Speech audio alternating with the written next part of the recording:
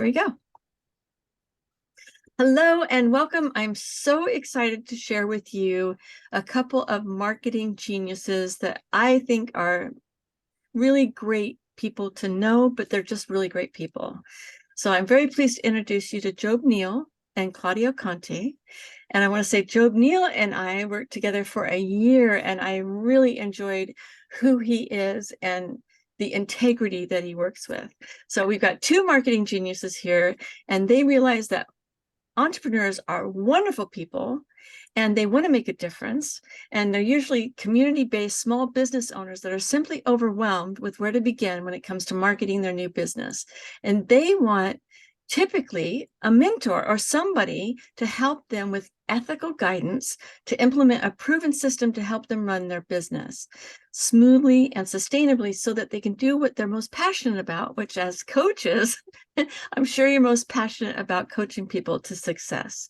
So we want you to have a business that's running smooth, that's sustainable, so you can do what you are most passionate about, which is being of service to others and making a difference in the world. I want to introduce a little bit about Jobe and then a little bit about Claudio, and then I'm going to ask them some questions of things that you might be interested to know about them. So Jobe's mastery is in the art of content creation and delivery. He is at the top of social media. He'll teach you how to use the best systems and practices to grow your leads and business, and also help you with your content creation. If you're ready to scale your business, he'll be able to provide support to your new virtual assistants so that you can have them take over the busy work when it comes to building out your own systems. Jobe is the founder of Digital Difference Makers and a bespoke marketing agency. Claudio's strength lies in brand positioning, mindset, leadership, and efficiency through business operations, and we all know how important that is. Combined with the right software and systems for your business, you will develop a strong business skill set, and positioning that creates an equity-driven business that will provide sustainability, which is very important. And Claudio is the founder of Spiral Orb Designs, a creative growth and design agency. So now we get to the meat here where we get to ask questions of Jobe and Claudio. So the first question I have for you both is, what are the most important skills a new business owner needs? Start off if you want, Claudio. Sure. All right. Yep. So one of the main skills for business owners that they would need essentially is sales. Like that is one of the biggest ones. When we're getting people coming in, selling and how we sell, and I believe in what we call ethical selling. So not just using scripts or manipulation to get people over the line, but through ethical selling that people can then actually get comfortable to be able to take on clients and then onboard them correctly and feel great doing it as well. That's one of the areas, and then as well as knowing how to actually find new business and knowing how to go and outreach for that new business, and making sure from the back end perspective that everything is running nicely from pricing to actually how people come on board. And all that actual experience there. So that would be a few of the essentials when it comes to for new businesses to know.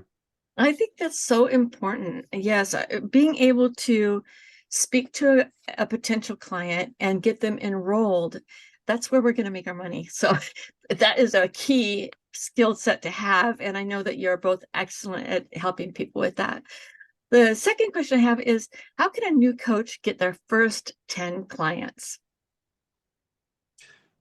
I'll take this one. I think that pretty much piggybacking off what Claudio said, it really is sales and lead gen. So if you can figure out what your system is for lead generation and do that consistently, the rest comes down to sales.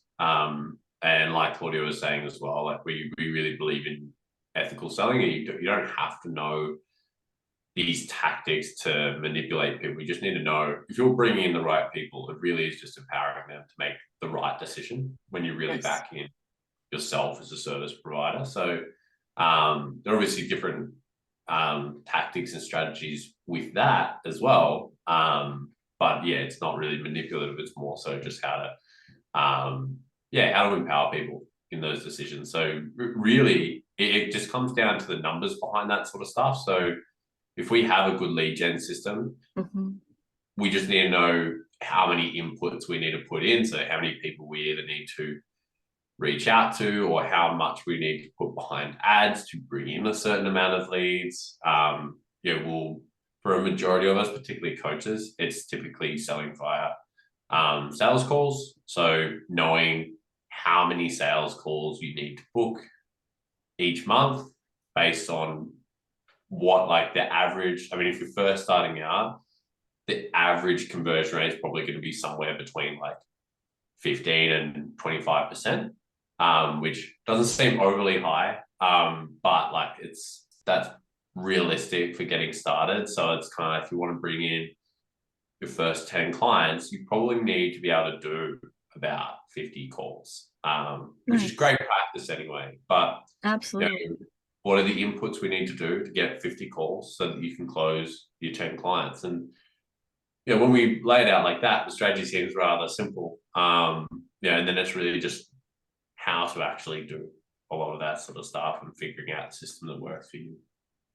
I love it. I love it. So it's really a numbers game and figuring out your approach. I mean, so far it's like it's been very methodical here. You need to understand how to talk to somebody, develop that rapport, make the sale, and that's great. Once you have that, then you can start making appointments, and you know that if you make 50 appointments, you're probably going to end up with a small percentage of some clients are going to sign up when you've done that. So it makes a whole lot of sense to me. I have another great question. There are so many social media platforms today. I mean, there's a lot. So how would a coach identify what social media platform would be the best one for them to be on? I'll take this one as well, because I'm for a little bit of context. You are the guru, yeah. I'm like the marketing and like sales guy on the front end, and then Claudio is amazing on the team building and system side. So we always kind of delegate those things to each other. In terms of finding out like what social platform you should be focusing on, it's really comes down to understanding who your ideal client is. And when we're first starting as coaches, and I'm sure as people have gone through your program, Barbara, and they're like just getting started and they're figuring out who they want to work with, they probably want to work with everyone, right? Which feels easier because we say like, oh, well, if I work with anyone, then everyone could potentially be a client, and makes it hard to figure out what to do and where to put your attention. So typically through the weeds, there is an answer of who your main ideal client is, like the person that 80% of the time you would love to be working with. Yes. So if we can, what we like to do is really try and help people figure that out. And typically it's a mix of like where your best expertise is and your past experiences, as well as like some preferences as well around the type of people you want to be around and want to work with. And once we have an idea of that, the platform seems to just like pop up much easier to us of like, okay, that's the platform we're going to focus on. As well as, because they all work. They've all got hundreds of millions, some billions of people on them, right? So our ideal client are on all of them. It's just figuring out like which one is going to be the best one to focus on based on, where they're mainly hanging out, where they make their decisions, and also what our strategy is going to be as well. Like if someone is a great presenter, really good on video, and they want to really focus on building a big audience and a brand first, then we'd probably look at like Instagram and TikTok, for example. Nice. And be doing lots of like short form videos. Yes. If they're mainly working with people in like corporate or like small business owners that are hanging out on, probably going to be hanging out on LinkedIn. Maybe your strength is more so in like written content, as well as like a good outreach system that you're going to be doing that way as well. So there's lots of platforms, but that's kind of how we go about it. We don't just recommend like one. We really try and figure out what's going to be your specific strategy and help clients figure that out too. This is what I love about what you are both preparing to do, is that it's not a one size fits all. It's not, it really doesn't work like that, because everybody's individual. Everybody has their own passion. They have their own specific clients that they want to work with, whether it's, older people, youth, it could be teenagers. And those people are hanging out on different platforms. Absolutely. So I really appreciate that you're being more specific with each person that you're going to be working with. It's not one size fits all. I love that. How can a new coach attract clients to them on social media? What would be the best way to do that? Yeah, I'll jump in. I'll jump in with that one. All right. So straight away, my brain goes to the branding side of things. So how you present, how you look, how you communicate. These are all, uh, from a language perspective, how we're going to attract other people is going to be based on their experiences in life and what has led them to find you. And Yeah.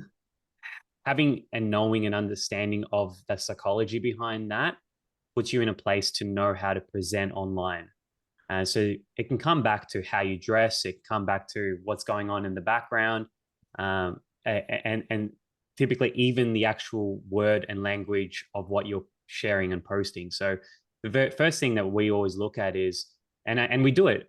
We all do it, right? Like anytime there's someone new, we check out their profiles. We see what their most recent posts are. We start to explore a bit, and though we try really hard not to make judgment, we do judge from that perspective of relativity. Can we get along with this person? Are they on the same wavelength? Do they share beliefs that we do? And you can be intentional with what you present online, and well, you should be intentional with what you present online in terms of what angle you're using from a marketing perspective. So I call it brand positioning.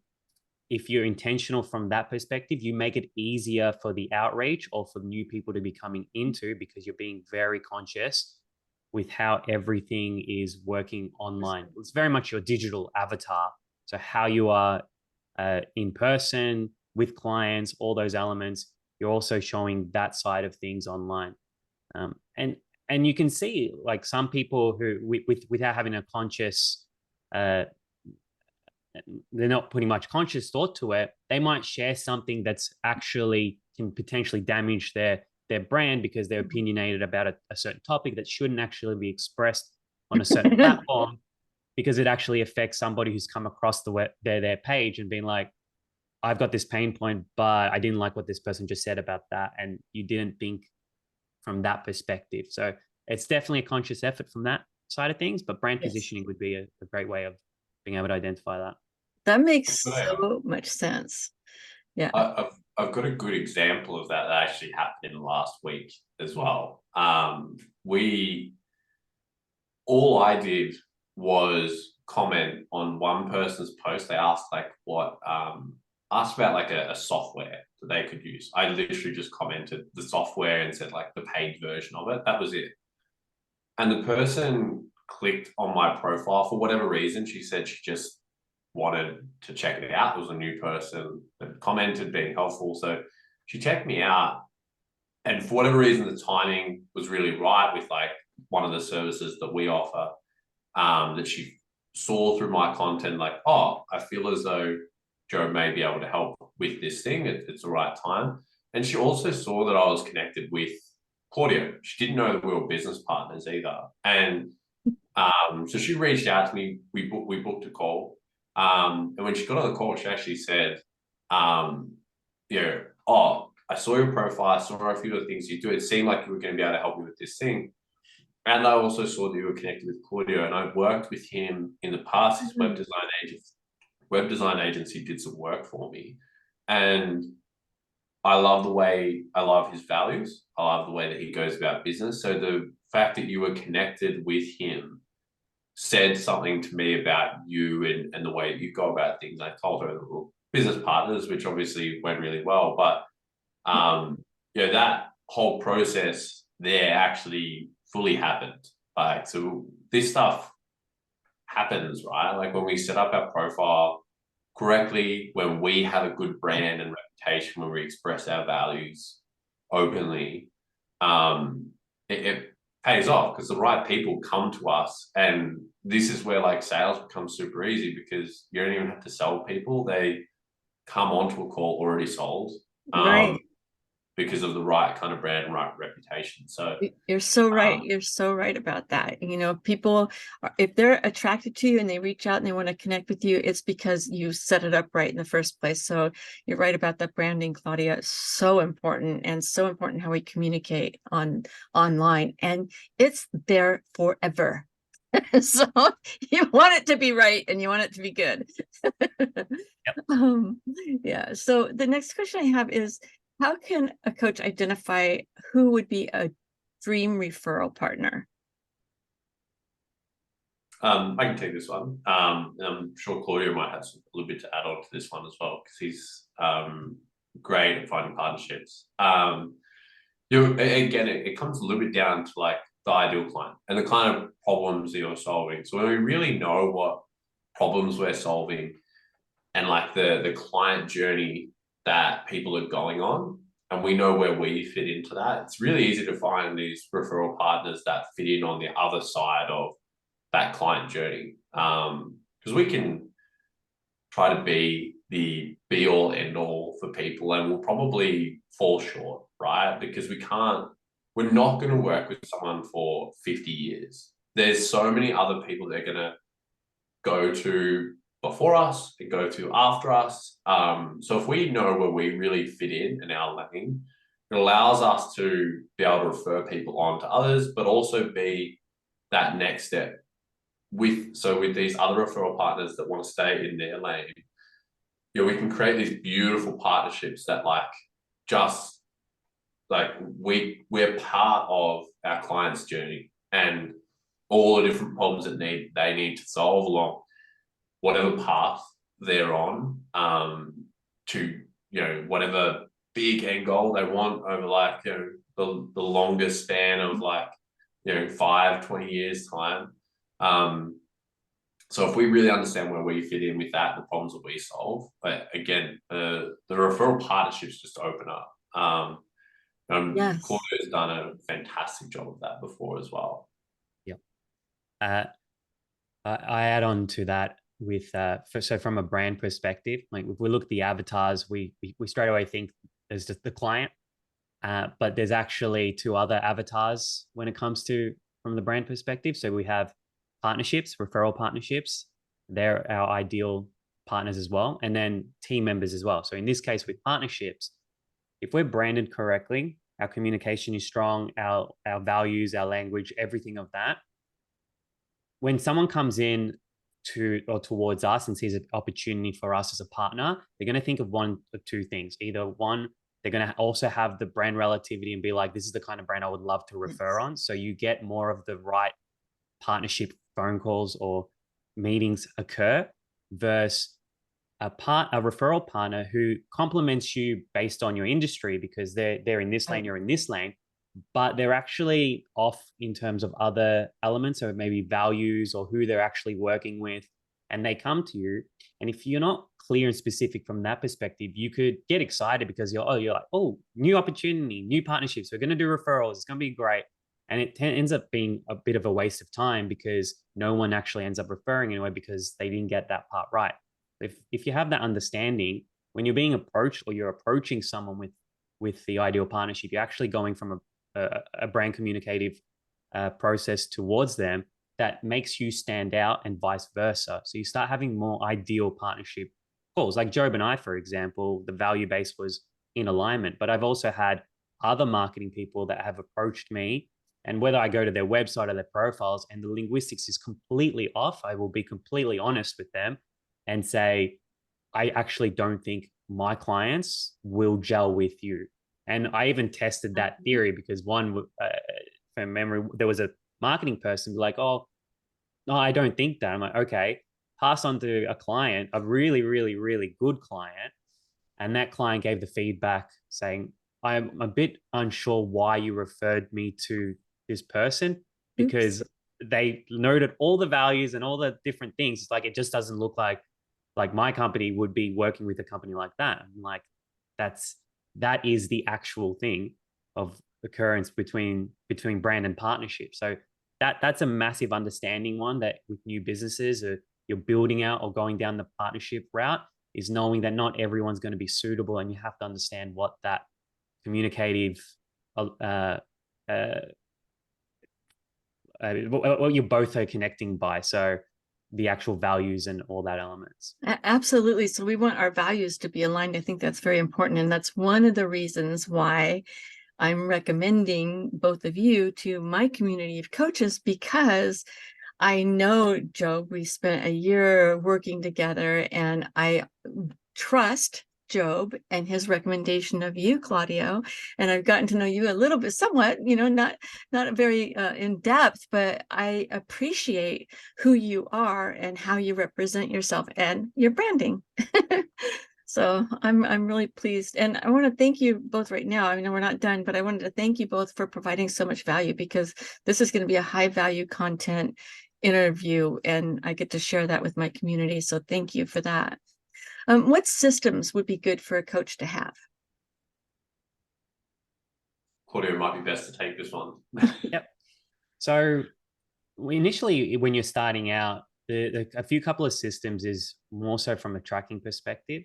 So knowing like when people are coming out or coming in or outreaching and how to follow up with them, it's one of the easier systems. Now you've got, we call it pipeline management, and that's a bit more marketing like preference, but really it's just keeping track of everyone you're speaking to. Like at the end of the day, how you manage that and where they're at. And making notes of when you're communicating, when you're following up, using your calendar, which is another system I'll shortly get into. But having that is probably one of the biggest priorities, especially in the starting phases, because typically it's easy to get forgotten about. Now, I know I actually did a recent training as part of our clients in one of our groups about some coaches having a bit of issues with like the follow-up, feeling that it's a bit rude to follow up and things like that, which is a mindset shift in the process. But Yes. We know, personally for me, anyone who follows me up, especially when there's a pain point, I actually feel extremely valued. If I'm forgotten about or someone stops following up on me, I actually think that the care was never really there. So it's Right. more rude to not follow up.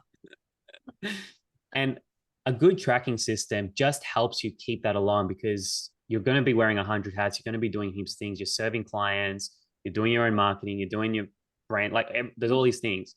So the tool is just an assistance for you that can keep track of people where they're at, because some people are never going to be ready. I believe it's like 3%.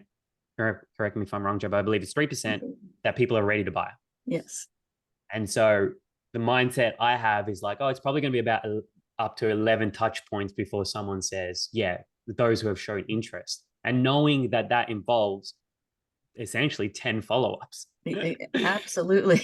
Yes. So that would be one.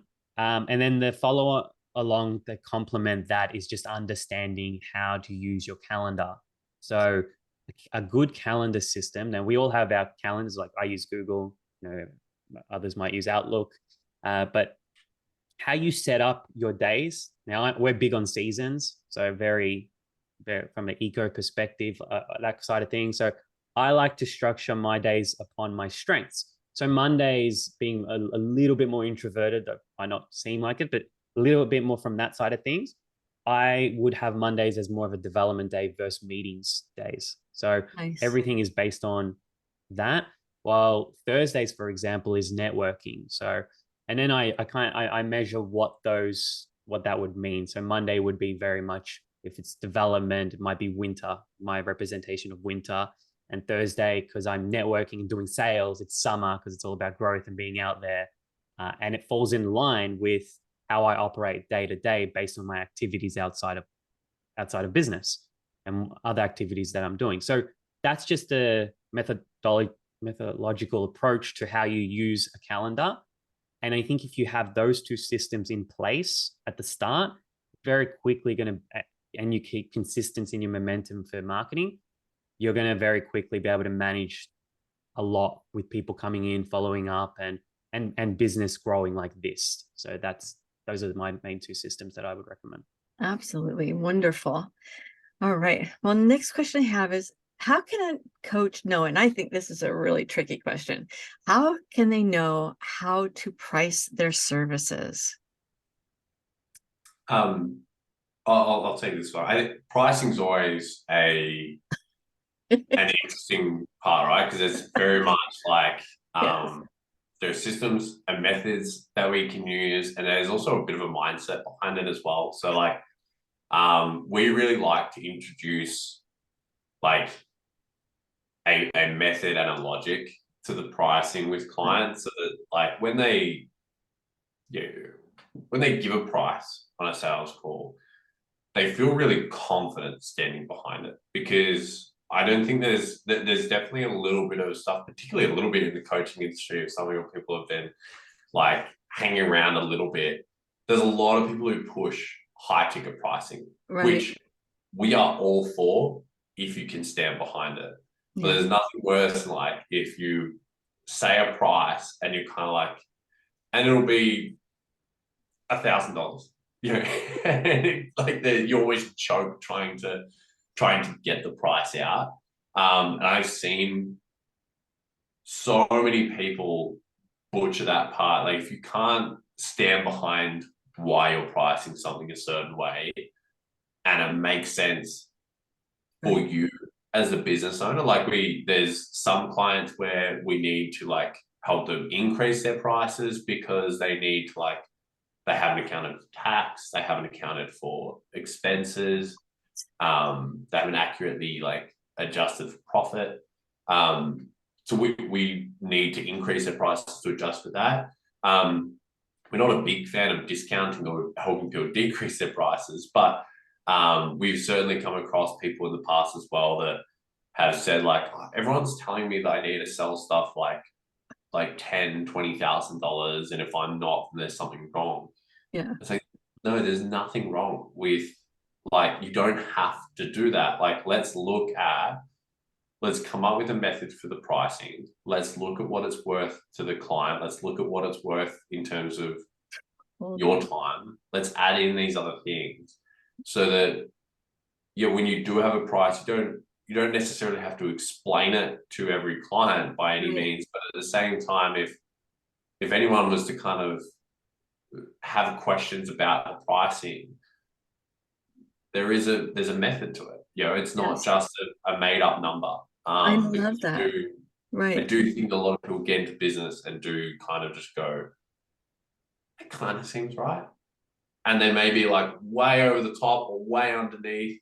Typically people starting out go way underneath, so we need to help them increase. That's typically what happens. But you know, in terms of figuring out, again, it is really custom, because I do think that it matters on who you're serving, you know, what your experience is, what your goals are. So we really try and figure all of that out with people. I love it. It's not, again, it's not the same for everybody. You know, it's who are you serving? Who's your clientele? What services are you providing? If you undersell yourself, people are going to go, oh, I don't know if that's worth it. If you oversell it, like the 10,000, and you're not comfortable saying it's a $10,000 package, then you're not going to make the sale. You know, it's that simple. So I love that you've personalized it and made it so that you're working with individuals so that they are comfortable when they say, here's my package, here's what it includes, and here's how much it costs, you know. And I think that's really key. They need to be comfortable with it, you know. So brilliant. 100%.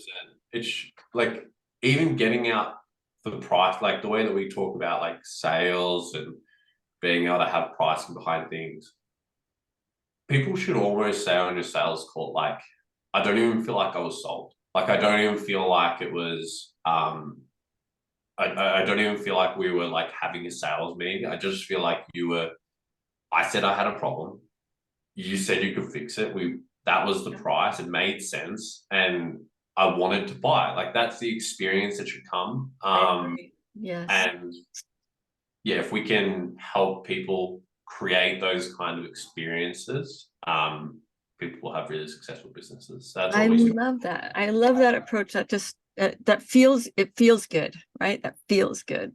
I think it's so important. Okay, I've got 3 more questions. How can a coach get more word of mouth? You can take this one, Yeah. Claudio. So essentially, it depends on where you're like. Typically, with a lot of coaches, if they're starting out and they don't have a budget and then getting more out there, networking is going to be one of the best key aspects of that. So there's two parts with networking. Obviously, it's like we have people that you have in your network that you can speak to. That's one area, and you can just keep going that way.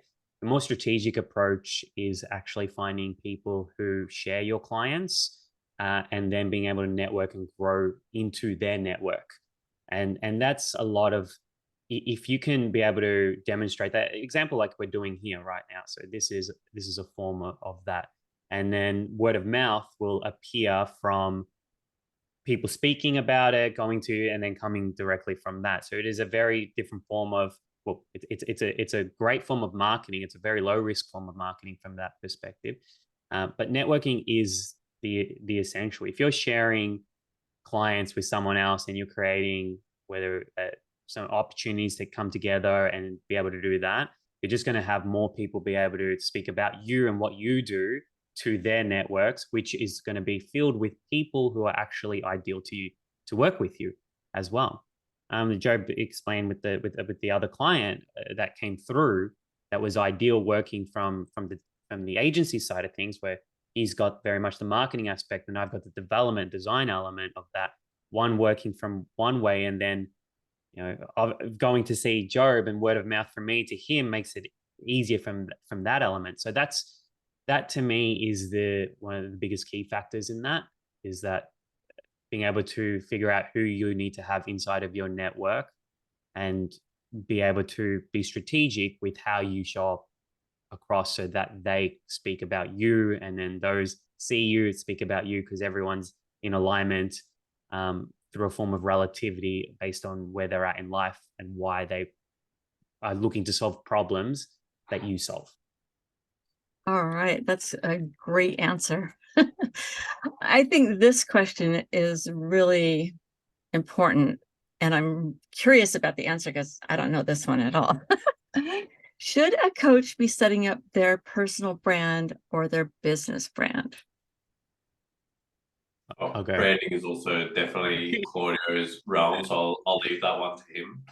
So there's two parts. And again, this is goal orientated. So and when it comes to brands, obviously personal and business, there's an acceptance that you have to understand if you want to grow personal versus business. Business brand allows you to build out and scale teams much easier and quicker. That's one element. The other part of it is that if you're building a business brand, you increase what's called saleable value. That means that as you continue to grow and it's less about you, the brand has its own entity that gets developed and built out, and other people contribute to that. A business brand can get to a point where you don't actually really know who the founder is, right? And what that creates is a space where if one day life happens for whatever reasons, next phase, you want to move on, you need to sell, you're increasing the value of your brand and business to be able to sell it. Very hard to sell a personal brand because you are the brand. So there's neither right or wrong there, because we work with clients who are global coaches and they've built personal brands, but they've also built business brand as well from that side of things. So you've got to, when you're more, if going global, which is going to be very much a small thing, like being realistic here, if you're building a personal brand, it's knowing that that's totally cool. There's a lot more work involved from that perspective. But knowing that one day, if you were to just turn the tap off or shut down, it's very quickly because no one else is going to work with anyone else, unless you become a legacy coach like Tony Robbins, and you'll work with people who believe in the brand of the Tony Robbins brand, for example. So that is the thing. If you're choosing between personal or a business brand, I'm a big fan of business brand, because I believe your personal brand, if you build a business brand, it only elevates your personal brand, because you have like an accolade of what you've created. And you become, then your personal brand is then sought for from others. So that's why I'm always a fan from starting business brand. And when you very quickly, like Joe we could tell you about, building our team, your VAs, they're coming together. Yes, people get a job for money, but in this day and age, when we're so in an abundance with resources, people want to work for brands that are meaningful and have values and an entity that is reflective to them. And you'd be surprised like what people will give up to stick around with a brand that cares about them. And money will be a factor that will be given up because you'll grow into an abundance of that as well. And that leads on to retention. It leads on to loyalty, next level, like makes your life as a business owner even easier, much harder if it's like, here's my brand, here's my name. Yes, you create all of that, but people can move on as well pretty quickly, following and pursuing other purpose-based brands that align in them and make them feel like they're a massive contributor to the brand as a whole, as an entity. That is so true. I was thinking about T. Harv Eker had a brand that was Millionaire Mind. And he also was T. Harv Eker. So people knew him both individually and they knew his Millionaire Mind intensive that he gave. And he ended up selling that. And he wouldn't have been able to sell it if it had been just T. Harv Eker. Mm. Yeah. Because where would the value be? Oh, he's gone? What happened? Exactly. Oh that is exactly spot on. Yep. Yeah. So my last question is, I know that the two of you have put together a program that's huge called Business Builder. And this is ideal for people that are just getting started and they're coaching business and they need somebody to stand beside them and help them walk through all of this. I mean, you've provided so much information and so much value today. But having somebody be there with you, somebody that you can talk to and ask questions, this is so, so important, especially in today's world with so many different complicated systems that people are pushing things that are way overboard. And like you said, it's like a lot of people are saying, well, if you're not charging $10,000 for your coaching, it's like, no, it doesn't have to be like that.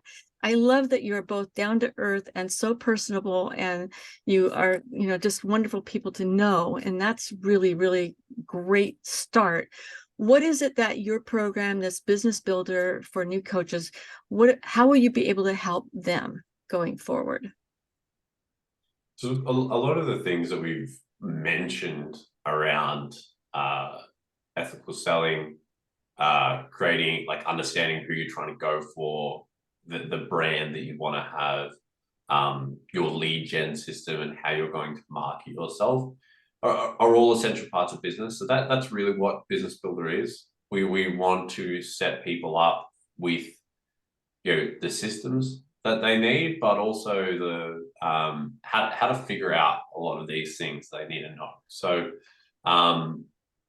when people are first starting, there's so much to learn and be taught, as well as the support and guidance side of having people to ask questions to. So Business Builder itself it's we have course content around all of this sort of stuff. People have access to us, but there's also like weekly training sessions. So me and Claudio bring in teaching elements around marketing and sales every week that because a lot of people don't know what kind of questions to be asking in the beginning. They're all over the shop. So what we bring in is a lot of teaching elements to really help them get that business mind that they need to have. So we really look at it as the first step that people should be taking when they're getting their business started, or maybe they've invested in like that higher up coach before and they've been, this is why we built it out. We've been through those programs when we were starting out. It was before we were ready for a program like that.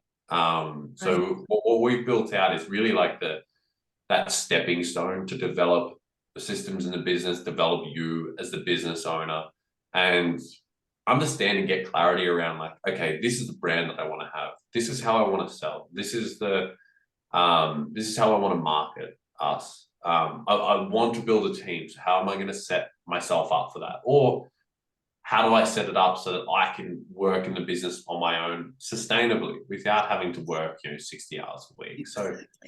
So that's business builder. So we at the moment we're working with people come in, and they can come in for 6 months, and we can talk about in a sec how we've been doing that, how we're doing that for your people, Barbara.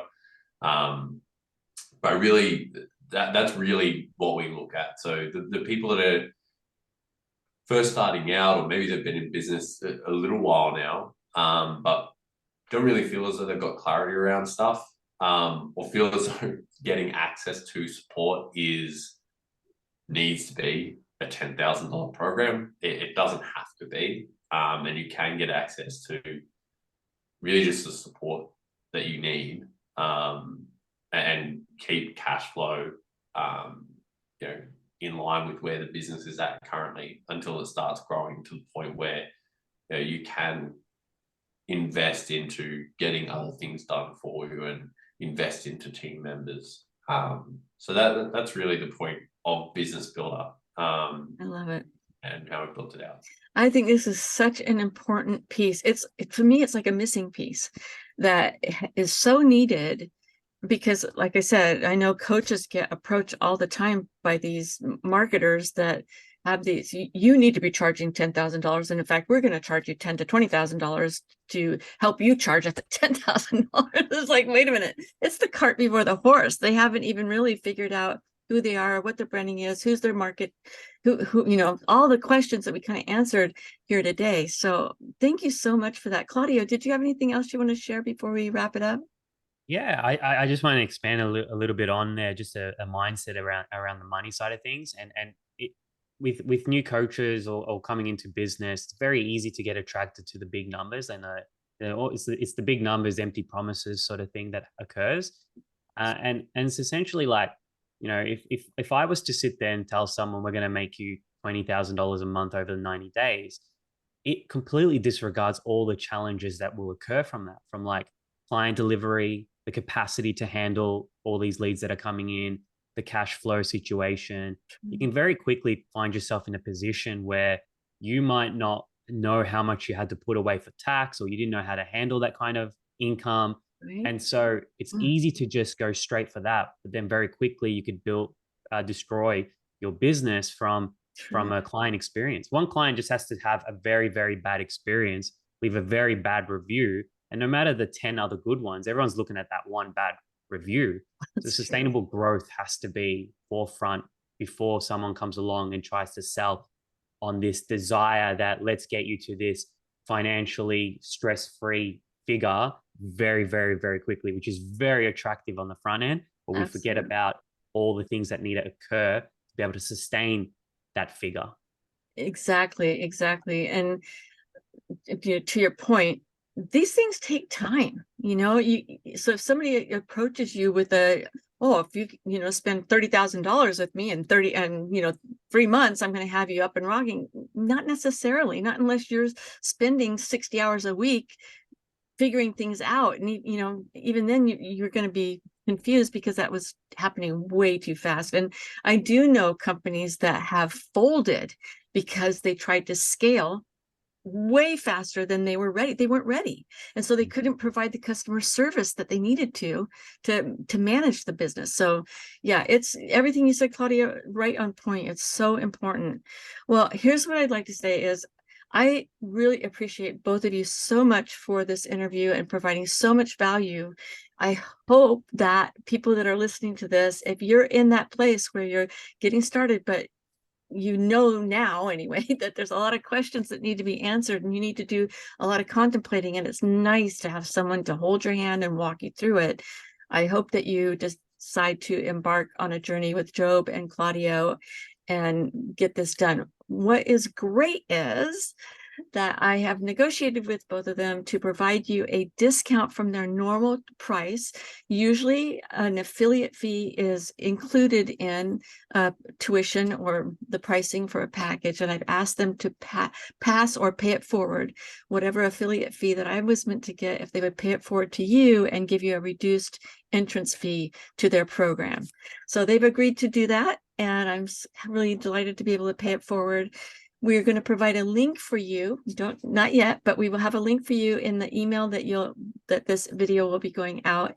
And I look forward to you signing up and then getting back to me and letting me know how great it was working with Jobe and Claudio. So thank you very much. Is there anything else you'd like to share before we sign off? Yeah, just thank you very much for having us on, Barbara. Hopefully it has been value to your people and your audience. I appreciate everything that you do, getting people started and, you know, accrediting and giving them the coaching skills. So thank you. Yeah, looking forward to meeting some of your students and seeing if we can help them out. I know you can. I know you can help them a lot. So thank you. How about you, Claudio? Very much the same. I'm grateful that we had this interview. I came from coaching background, so I used to do very much on mindset, and I know how important and appreciate that skill set is to have. And so a complementary of being able to have somebody to be able to really work effectively on the mindset alongside with the business aspect. Yes. I've had mentors who are both in alongside, and I contribute so much to my success having both of those elements in place over the years. And so the great work, and this is why we love working in the coaching space, because the impact it's a knock-on effect that occurs. Yes. Like the impact with one person, the impact's like, there's nothing more fulfilling knowing that it's a very humble experience, knowing that you are completely in the background where somebody who has worked with somebody and resolved such massive elements within that individual's life, that person that's changed their life will never know that Jobe and I existed to assist this coach with the skill sets to be able to help and get that person to the result. And that's what gives me all the chi and the tingles inside me to do what we absolutely love doing. So thank you for giving us the opportunity to be able to present. Well said, Claudio. Thank you. And, you know, coaches are the most amazing people. I love what I do because I get to work with the most amazing people in the world. They want to make a difference. They want to give back. They want to change lives for the better. And who wouldn't want to work with them, right? Oh my gosh. Well, thank you so much. And hope we get a lot of people enrolling in your program. Thanks. Thanks, Barbara. Bye. Thank you.